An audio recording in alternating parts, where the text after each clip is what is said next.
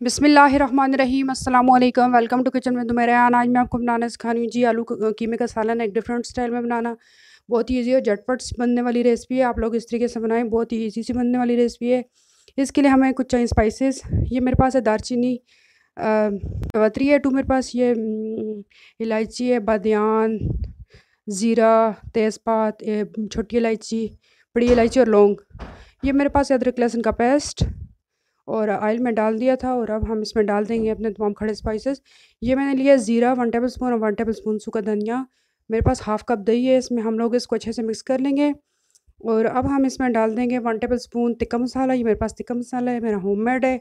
1 tablespoon डाल देंगे हम लोग हाफ़ टेबलस्पून हल्दी powder, 1 tablespoon red chilli powder हम लोग डाल देंगे और इसको अच्छे से मिक्स कर लेंगे।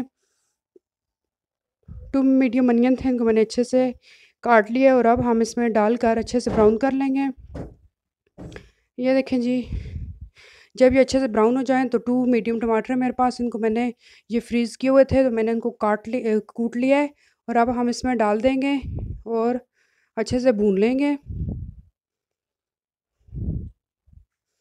ये देखें जी, जब हम इनको 2 से 3 मिनट भून लें तो अब हम इनमें दही में जो मसाला मिक्स किया था हमने वो डाल देंगे और इसको मज़ीद 2 से 3 मिनट अच्छे तरीके से भून लेंगे जब तक कि ये मसाला तेल ना छोड़ दे। ये देखें जी, मसाला हमारा बहुत ही अच्छे से भुन चुका है और अब हम इसमें डाल देंगे बीफ का कीमा। ये देखें, कीमा हमने डाल दिया इसमें। अब हम इसे अच्छे से 10 से 15 मिनट के लिए भून देंगे। 1 से 2 घूंट पानी डालेंगे ताकि ये जले नहीं और अच्छे से गल जाए।